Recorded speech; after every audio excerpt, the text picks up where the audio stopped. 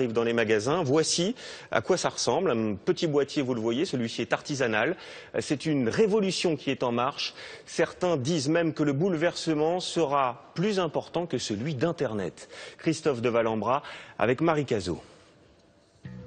Imaginez vos tasses décorées avec votre profil ou celui de vos enfants, vos vases, vos bougeoirs design, tout cela fabriqué par vous-même à la maison.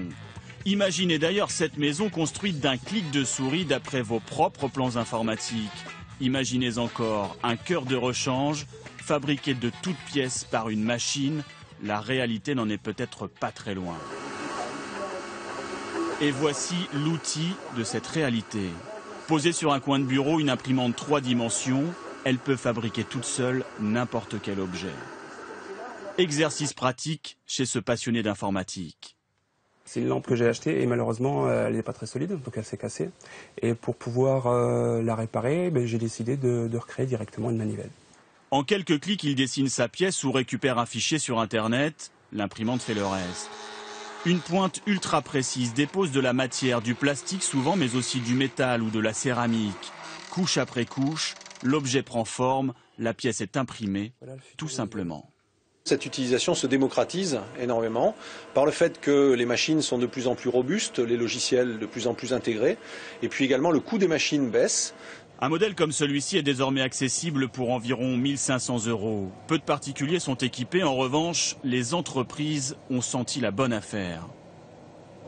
Donc là, maintenant, je vais fouiller et chercher les pièces que nous avons imprimées.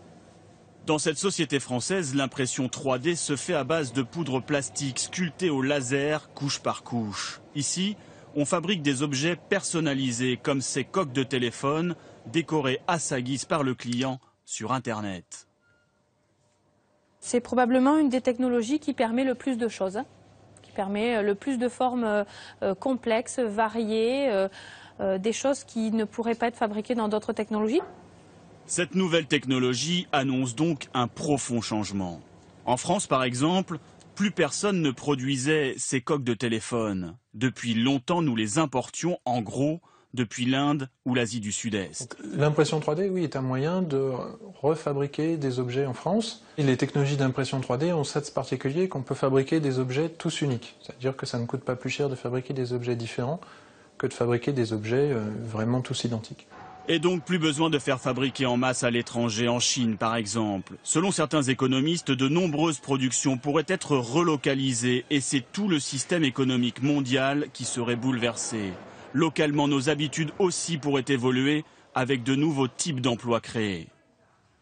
Vous allez avoir aussi l'apparition d'un nouveau métier d'artisan, de e-artisan, d'artisan 2.0, qui vont vous proposer chez eux, localement, de fabriquer un couteau, de fabriquer un objet, de fabriquer une maison à terme.